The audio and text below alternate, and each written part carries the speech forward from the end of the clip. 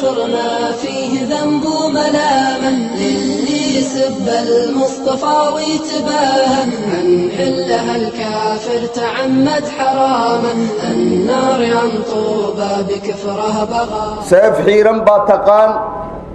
oo qoorta iyo kaliyaha goynaysa cidii rasuulka yada Aysa alayhi salatu wassalam الله يجعل شلته في منامه وامراض جسمه ما يحصل دواها سب الرسول اللي رفيع النقامه وابو لهب تابت يدينا nolosheenu qiimi male wax macnay ku fariidan male rasuulka yaga in la caayo annaguna aan noolaano annagoo rasuulka alla difaacin الكفر ما فيه ذنب ملاما للي يسب المصطفى ويتباهى من حلها الكافر تعمد حراما النار عن طوبى بكفره بغى قال تعالى لقد جاءكم رسول من أنفسكم عزيز عليه ما عنتم حريص عليكم بالمؤمنين رؤوف رحيم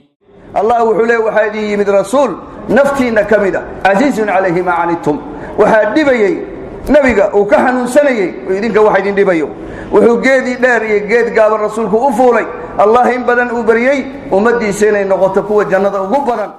محمد رسول الله والذين معه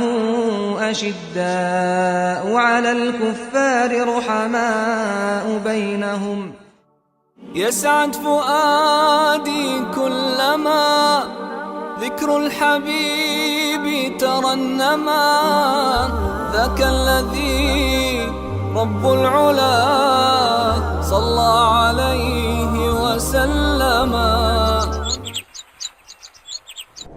سيف حيرا باتقان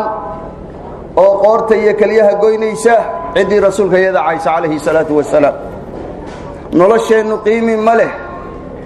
wax macnay ku fariidan male rasuulka yaga in la caayo annaguna aan noolaano annagoo rasuulka alla difaacini baqal qad awjaba Allahu ala almu'minina ala hubbi nabiyhi wa nusratihi wa dabbi anhu Allah wuxuu mu'miniinta ku waajib yeelay inay rasuulkiisa ay jeclaadaan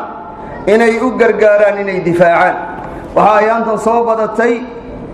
xilliga aan noolnahay soo badatay inay gaalada u banbaxeen iyo munaafiqiinta iyo murtadiinta Allah rasuulkiisa inay caayaan laakiin arinka iyada maaha arin inta la caayay laga aamusay rasuulku nabigu alayhi salatu wassalam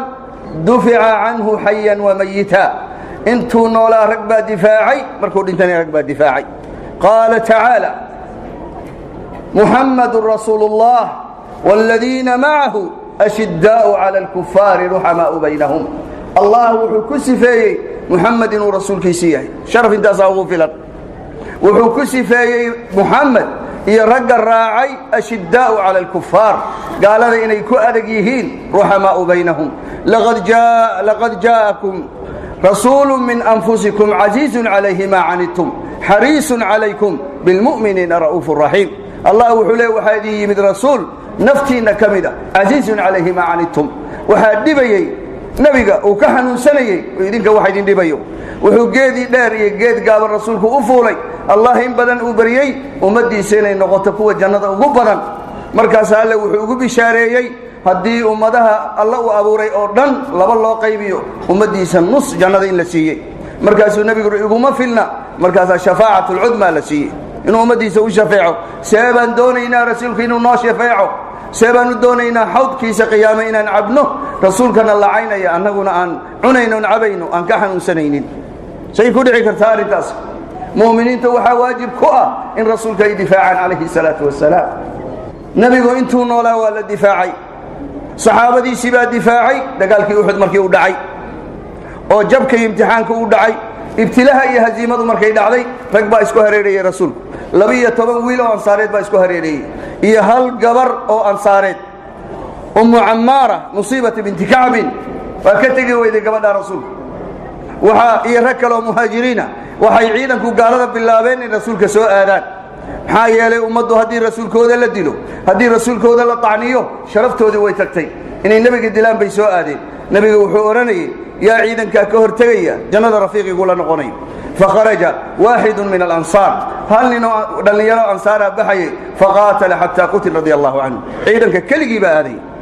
عيدا قال الصوص عتا الرسول كأصوص عتا هل نباو بحي أنصاري markaasuu dagaalamay ilaa rasuulka hortiisa lagu dilo markaasuu nabigu oranayay ciidanka waa soo dhawaanaya yaa ka hortagaya ee jannada rafiiqigu la noqonayo 12 wiil ansaareed baa ku shahiiday nabiga hortiisa nin kama harin wiilashaas ciidanka markay soo dhaqaaqaan ba wiil baa u baxayay min al-ansar hatta qutila shuhada radiyallahu anhum ajma'in kulligood shuhada illa lagu dilo waxa u dhaqaaqday nusiibata binti ka'b imra tudafi an rasuulillahi sallallahu alayhi wasallam haweenay baa rasuulka difaacayso annagoo raga oo noolna rasuulka inta la ayaan qoslayna oo cabayna inaagahayaga la seexanayna qiimiga leenahay muxuu yahay nabigu wuxuu yiri calayhi salaatu wasalaam midigtaydaan fiirinay waxaan arkay Ammar oo difaacaysa bidixdaydaan fiirinay waxaan arkay Ammar oo difaacaysa hortaydaan fiirinay Ammar ay difaacayso 12 dhaawac baa ku dhacay imra haweenay way 12 dhaawac oo nabiga loo soo waday ayaa ku dhacay markaasuu nabigu u dhawaaqay yaa Ammara سليني ما شئت وحد دونت يويديسو فقالت رضي الله عنها أسألك مرافقتك في الجنة يا رسول الله وحنك ويديسنيا جنة رفيق وقول النغض سيدا صد الله كل هاي ما أنت وكالي مرك تاو حي هاي انتو مولا رسولك ولا دفاعي داني ماركي ودنك للي هاي دقال بو نوع إعلان سدي سولك يقو عايي جهادي قتال بو نوع إعلان سدي الله دقال مينا gabar antay naga nooshay dagaalka waa ku soconayaan markay nabiga caayeen wiil yaroo dhalinyaro Soomaaliya u banbaxay aw maleynina Soomaalidu ummatul arab way Soomaalidu way yaqaanaan diin iyo dadnimo la difaaco diri doona saraayadka diintay u nusrayn doonaan annagu waxaan u nahay ummatul arab umma Soomaaliya hadaan u nahay rasuulka iyaga waa nagu weyn yahay annaga bilownay rasuulka in la difaaco dani markii uu ugu galay gurigiisii buu ugu galay torrey dheer buu qaatay markuu ku dhawaaday ayuu gaalka batoon ayuu u riixay gaala kala ordaysaa timid gaalkii habadbaado laakiin gaalkii wuxuu ku hadloo yiri maxaa nabi maxamed ii geeyay meelan ku noolaada ma hayo maxaa nabi maxamed ii geeyay inta waxa ka yeersiiyay mididii aanu tusnay waana la soo qabano wala qowrici shakilaahan way saraayadku waa isdaba socdaa فرنسا ودغاغد رسولكينا يعيدو تاريخ aanan dheerayn oo usbuucaan ka soo wareeganin rasuulka iyaga yaayeen jariidad baa u banbaxday ninkii madaxda ka ahaa wuxuu go'aansaday inuu maxamed la caayo Ameerika waxay tiri garab baan kugu nahay rasuulka caydiisa Britaniya waxay tiri garab baan kugu nahay kullu man aada Allah wa rasuulahu wuxuu yiri garab baan kugu nahay nabi maxamed ha la caayo الله نوحنا أمري ما أنت أوكله جهادك الإعلاميه وإن نكثوا أيمانهم من بعد عهدهم وطعنوا في دينكم فقاتلوا أئمة الكفر إنهم لا أيمان لهم لعلهم ينتهون هذا يبلنك جبيان بركي قالوا بين كذب وطعنوا في دينكم دين تهيدنا محمد باقوي وطعنوا في دينكم دين كينا أي طعنيان وأي عايان فقاتلوا أئمة الكفر أئمة الكفر بقول لكم مقعابي كوا رسولك عيني أئمة الكفر ويقالوا كوا هقاميوي كوا الله يقول دقالما لعلهم ينتهون وحادعي كرتين كهران عيد الدين كي عيني يعني قال لي مضي الله سبحانه وتعالى وحاو قدر بحوله وقوته رسولك سئل الدفاع وحانوا ديني سرية من المجاهدين في فرنسا وفي باريس وحال الله ديري سرية داسي أنا قادرني إنما المؤمنون إخوة كان يمن كدري هي كان صوماليا كدري هي كان عراق كدقالمي مدبار اسكن حي مساجد كان على قدري مؤمنين ثم ما شيء كبحان بها قادري سرية في سبيل الله ما غيك كوبنايين مسجدين كونوا عيدا بها هاي ما كنتم كونوا عيدا بها هايين وحي هايين لبويلو إسلام شيء لبويلو إسلام شيء معركة تاريخ لبيدك أي قلين لبدا ويلني وحال أورانيي سعيد الكواش صدني اللي بجربوها مثل لبادنا شريف الكواش بالورني صدنا فري جربوها لبدا ولا لها وهي قوسين إن أي بوسكي استاغان محمد بن مسلمة وهي قوان سدين عبد الله بن عتيق مثلا وهي عن صديق رسولك إني دفاعا عليه الصلاة والسلام وهي دقاقين هو كودي بي كل بيستين فرنسا قدهيدا فرنسا دولة دي شقينيسو oo baabuurteedii yaacayso qoryahoodii iyo booskoodii bay labisteen